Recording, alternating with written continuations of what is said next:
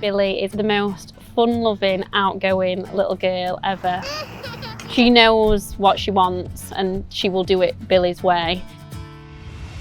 Billie was at nursery, Ada was just starting reception, me and Zach both worked, so yeah, just a very normal day-to-day life.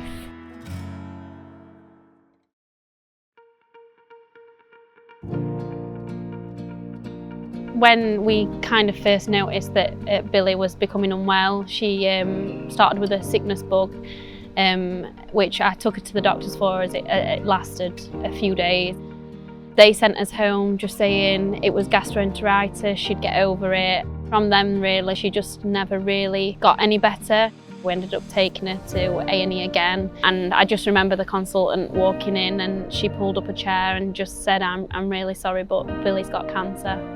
I remember looking at Billie and just bursting out in tears really, and just saying to Zach, I can't believe this is happening to us. How can this happen to Billie?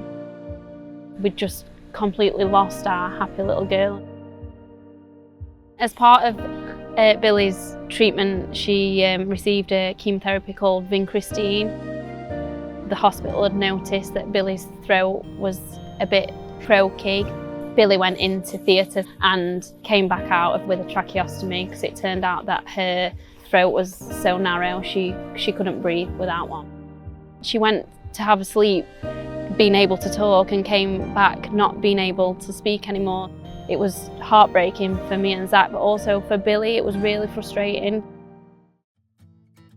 We are very hopeful that Billie might have her tracheostomy removed one day. She is able to talk a little bit in her own little Billie way, which as a family we understand. We're hoping in the future that her vocal cords will move again and we can have a trachea out. Billie is due to start school in September. When she was diagnosed at 1, we weren't sure she would ever make it to school. And she did, and she got through 2.5 years of cancer treatment and now is just thriving.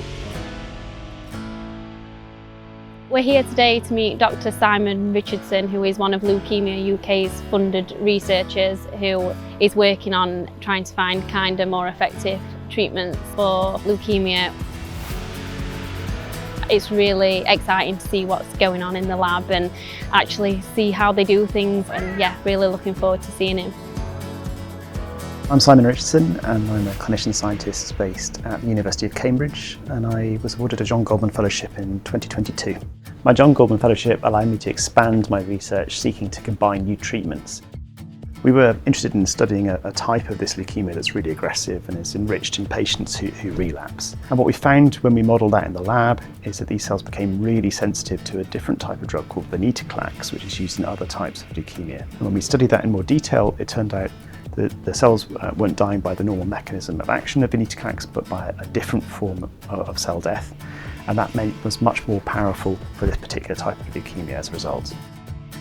Leukemia research at the moment is making massive strides. So the only thing that's really holding us back at the moment is resources. And that's where charities like Leukaemia UK come in, because they connect us with donors and patients and then bring in the resources needed in order for the science and the translational work that will make a real difference for Billie.